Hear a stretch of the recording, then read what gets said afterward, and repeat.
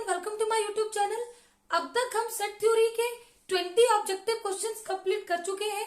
आज हम स्टार्ट करेंगे क्वेश्चन नंबर 21 से। क्वेश्चन नंबर 21 है, late A and B be two non-empty subset of a set X such that A is not a subset of B. Then option A is always a subset of the complement of B. Option B is always a subset of A. Option C is A and B are always disjoint. Option D is A and the complement of B are always non-disjoint. देखो हमें given है कि A is not a subset of B. देखो subset क्या होता है?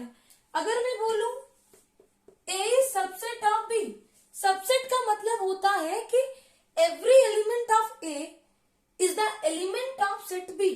अगर A का हर एक एलिमेंट आपका सेट B में है, then we can say that A is subset of B.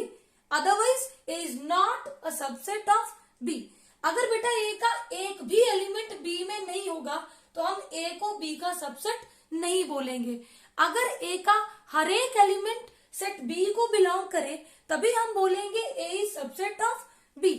देखो अगर मुझे वेन डायग्राम से बताना हो कि A is subset of B, तो देखो ये मेरा यूनिवर्सल सेट है, ये सेट B है और अगर A B का सबसेट है तो A B के अंदर आएगा इस तरह से। वेन डायग्राम में ऐसे रिप्रेजेंट करते हैं A is subset of B. अब देखो हमें क्या बोला है, A is not a subset of B. देखो दो तरह से रिप्रेजेंट कर सकते हैं हम लोग। अगर मैं बोलूं A is not subset of B तो किस तरह से होगा? अब सबसेट नहीं है, हो सकता है A के कुछ एलिमेंट B में है लेकिन कुछ एलिमेंट B में नहीं है। तो मैंने क्या बोला कि अगर A का एक भी एलिमेंट B में ना हो तब हम A को B का सबसेट नहीं बोलते। फॉर एग्जाम्पल देखो सेट A के एलिमेंट है 1 2 3 4 और सेट B के एलिमेंट है 1 2 5 6 7। देखो 1 और 2 जो A के एलिमेंट है वो सेट B में तो है लेकिन 3 और 4 B में प्रेजेंट नहीं है। तो यहाँ पे हम क्या बोलेंगे, A is not subset of B. अब जरूरी नहीं है कि हम नॉट सबसेट को ऐसे ही रिप्रेजेंट कर सकते हैं। हो सकता है A का एक भी एलिमेंट B में प्रेजेंट ना हो तब भी हम क्या बोलेंगे, A is not a subset of B. देखो ये सेट A और ये सेट B, दो केसेस। ये दोनों केसेस ऐसे हैं जिसमें हमने रिप्रेजेंट किया A is not subset of B. यहां भी A is not subset of B. अब देखो स्टेटमेंट 1 में हमें क्या बोला है, A is always a subset of complement of B. देखो ये मेरा सेट B है तो कॉम्प्लीमेंट ऑफ B का मतलब होता है नॉट B. B के अलावा सारा पार्ट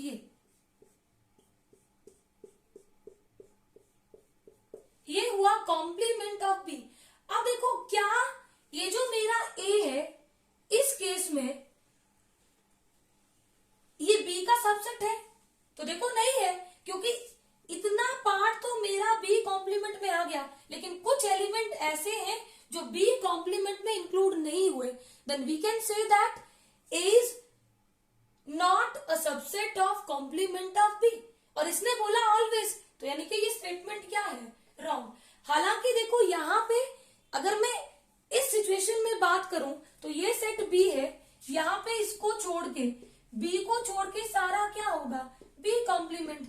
और इस कंडीशन में A जो है वो सबसेट ऑफ B कॉम्प्लीमेंट है क्योंकि A का हर एक एलिमेंट B कॉम्प्लीमेंट में प्रेजेंट है।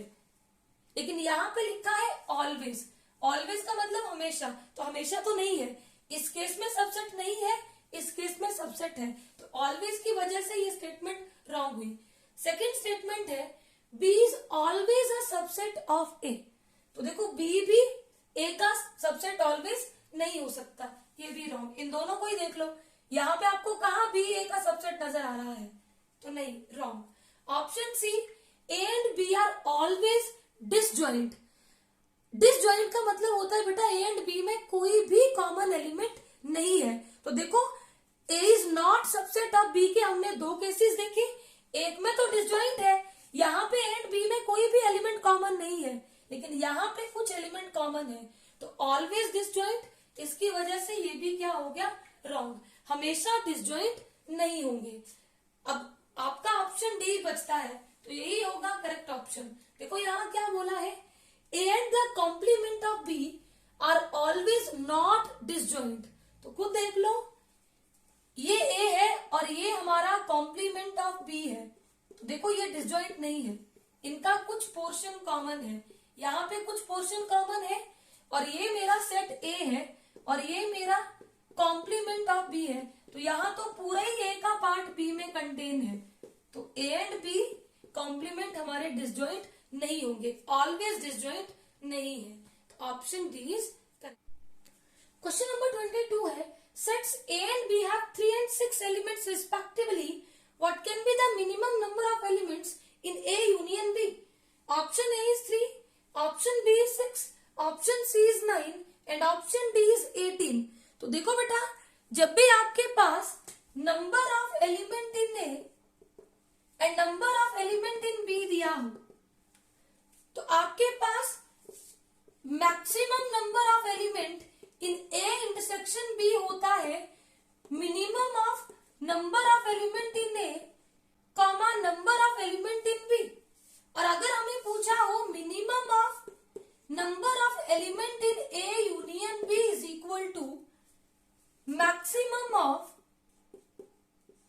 Number of element in A comma number of element in B. अब देखो, अगर यहां से बात करूं, अगर मुझे निकालने हो maximum number of elements in A intersection B, तो मुझे देखना पड़ेगा minimum of number of elements in A and number of elements in B, तो एलिमेंट होंगे 3। और अगर मुझे निकालना हो minimum number of elements in A union B, तो वो होगा maximum of number of element in A comma number of element in B. Number of element in A कितने हैं? 3 and number of element in B कितने हैं? 6। इसका maximum क्या है? 6। तो बेटा minimum number of elements in A union B होंगे 6। Option B is correct. अगर आपको देखना है कि इसको निकालते कैसे हैं, तो देखो कैसे निकालते हैं।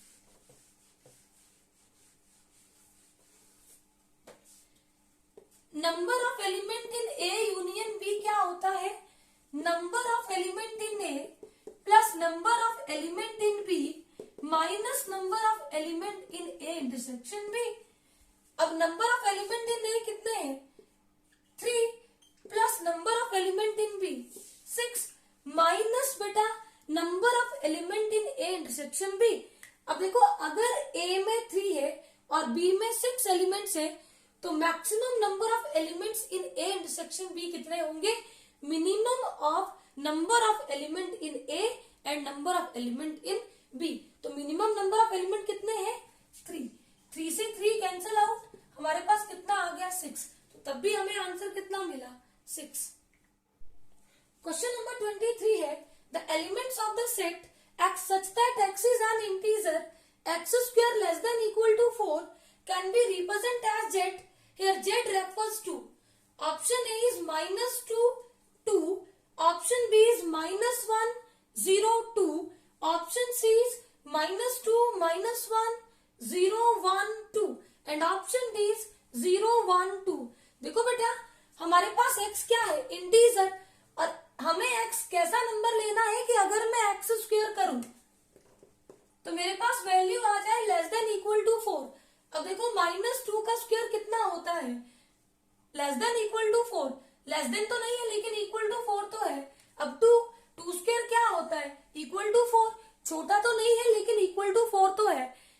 अब देखो, ये दोनों नंबर तो इसको सेटिस्फाई करते हैं, लेकिन क्या सिर्फ ये दो ही नंबर इसको सेटिस्फाई करते हैं? नहीं। देखो, 0 भी इसको सेटिस्फाई करता है, -1 भी इसको सेटिस्फाई करता है, लेकिन +1 भी करता है, -2 भी करता है, जो कि आपके पास ऑप्शन सी में है। Option C is correct. देखो यहाँ पे वो सारे इंटीजर्स है जिनका square less than equal to 4 है। यहाँ सिर्फ -2 और 2 थे, इसलिए ये वाला ऑप्शन नहीं हुआ।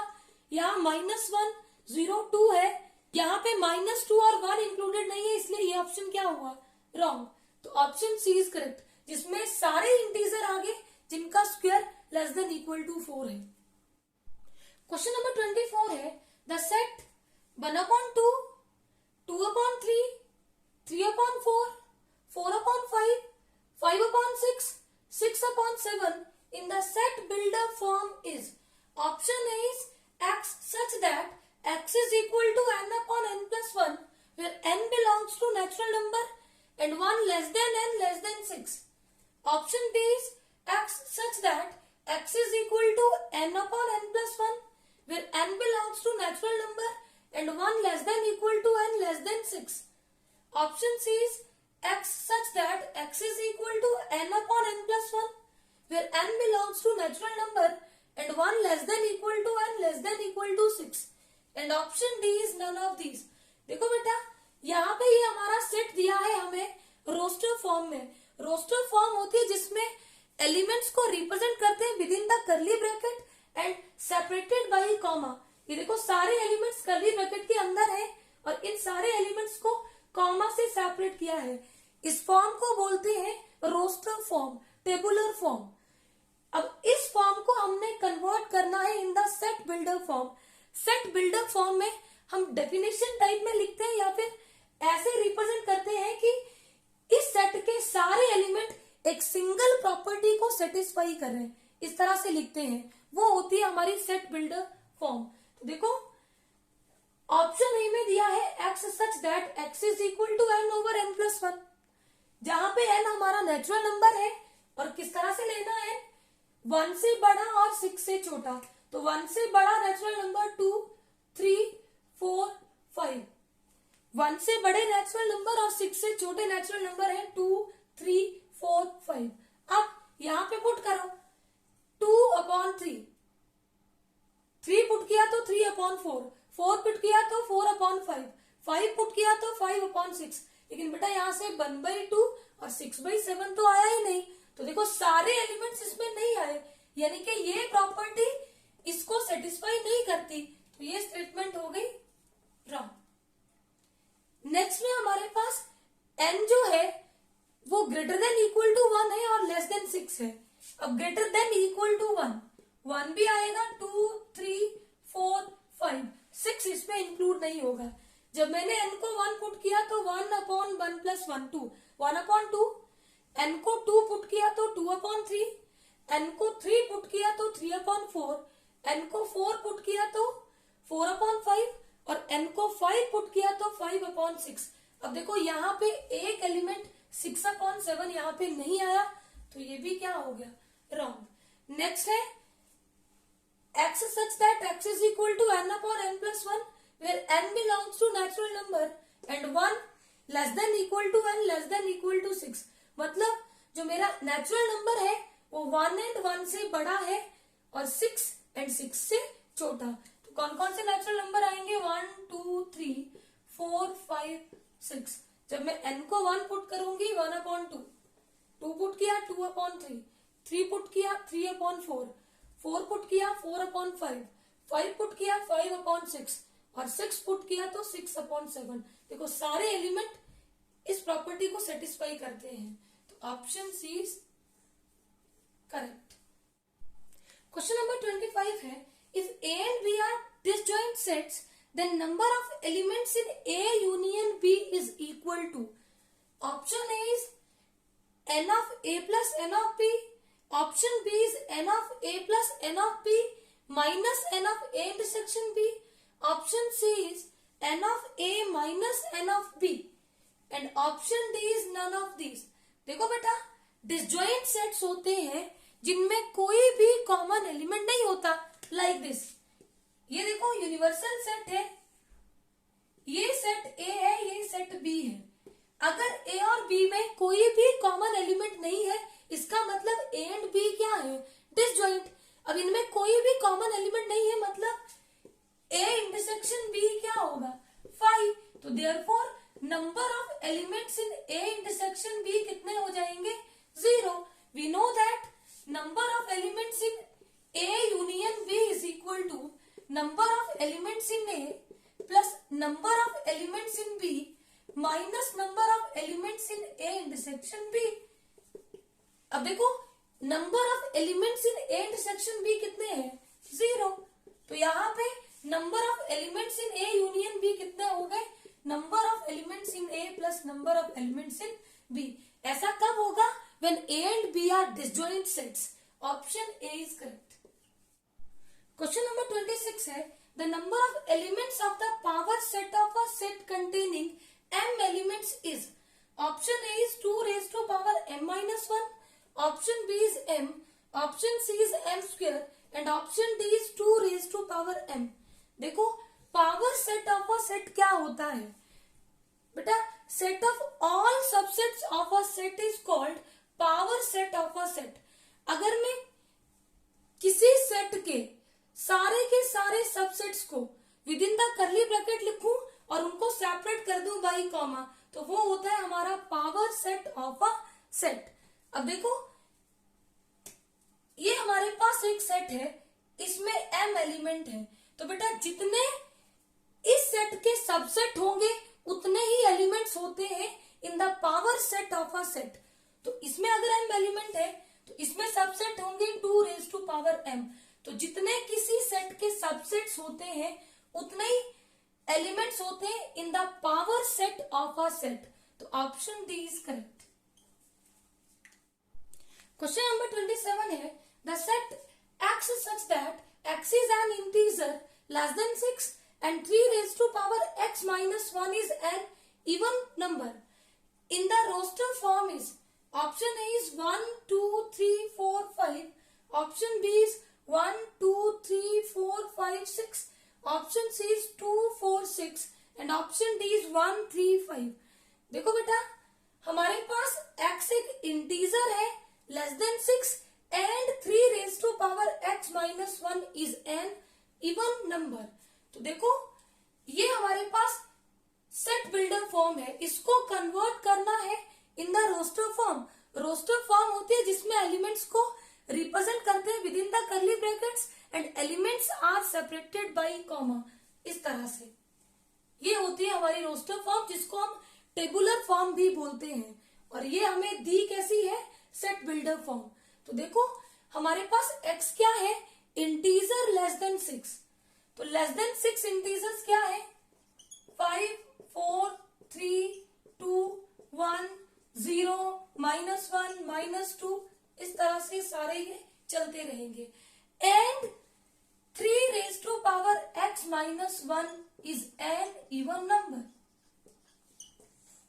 तो देखो बेटा हमारे पास जो x है वो इंटीजर लेस देन 6 तो है, साथ ही साथ 3 raise to power x minus 1 even number भी होना चाहिए। तो देखो ये 0 से पीछे वाले तो सारे ही नंबर गए, इसके केस में हम 3 raise to power x minus 1 को इवन डिफाइन नहीं कर सकते। तो हमारे पास इंटीजर्स आएंगे लेस देन 6 1 2 3 4 5। अब हम चेक करेंगे कि क्या इन इंटीजर्स पे 3 raise to power x minus 1 even number है या फिर नहीं। तो देखो जब मैंने x को 1 पुट किया तो 3 माइनस 1 2, जब x को 2 पुट किया 9 माइनस 1 8, 3 पुट किया 27 माइनस 1 26, 4 पुट किया 81 माइनस 1 80, 5 पुट किया तो 243 माइनस 1 242। तो देखो बेटा 1 2 3 4 5 इन सारे इंटीजर्स पे 3 raise to power x minus 1 क्या है? Even number. ये देख लो यहाँ पे। तो हमारे पास कौन सा ऑप्शन करेक्ट हुआ? Option A is correct. Question number 28 है if a is subset of b and a not equal to b, then option A is called a proper subset of b. Option B is a is called superset of b. Option C is a is not a subset of b. Option D is b is subset of a. देखो आपको बोला है a is subset of b, तो बेटा a subset of b है, ऐसा तो नहीं होगा कि a is not a subset of b, ऐसा भी नहीं होगा b subset of A subset है बी का और A not equal to B, तो बेटा A is called proper subset of B. Option A is correct. Option B में क्या है, A is called super set of B, तो ये भी गलत है। देखो यहाँ पे A is subset of B, तो ए को बोलते हैं सबसेट और बी यहाँ पे क्या है, सुपर सेट। और अगर मेरे पास ए सबसेट हो बी का and A is equal to B, then हम बोलते हैं A is equal subset of B. Question number 29 है, if a is equal to -3,5 and b is equal to closed interval -7,9, then option A is equal to b, option B is a is subset of b and option C is b is subset of a, option D is none of these। तो देखो a के पास element है -3,5 और set b है closed interval -7 और 9, तो बेटा यहाँ पे -7, -6, -5, -4, -3, -2, -1, 0, 1, 2, 3, 4, 5, 6, 7, 8, 9, यहां से लेके यहां तक सारे एलिमेंट आएंगे जितने भी। अब इसके बीच में बहुत सारे नंबर्स हैं, यहां से लेके यहां तक, और सेट ए क्या है -3, 5, तो देखो -3 भी इसमें कंटेन है और 5 भी इसमें कंटेन है। अगर ए का हर एक एलिमेंट बी में प्रेजेंट हो तो हम बोलते हैं A is subset of B. Option B is correct. Question number 30 है, if x and y are two sets then x intersection y union x complement is equal to, option A is x, option B is y, option C is 5 and option D is x union y। तो देखो हमें निकालना है x intersection y union x complement।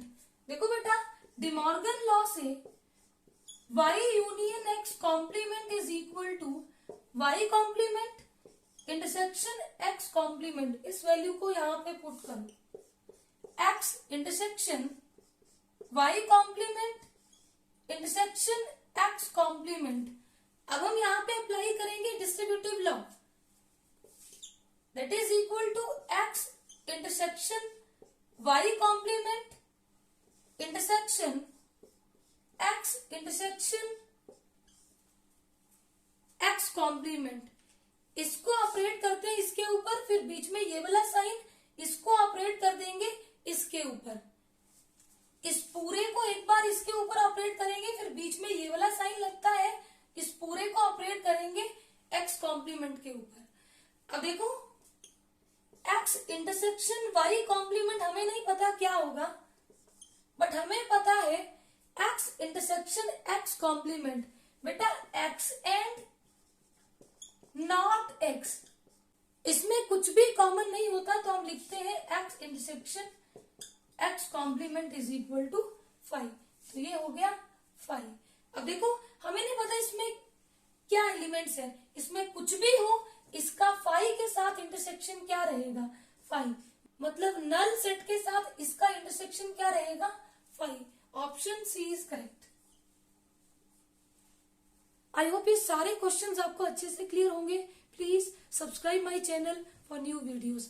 Thank you.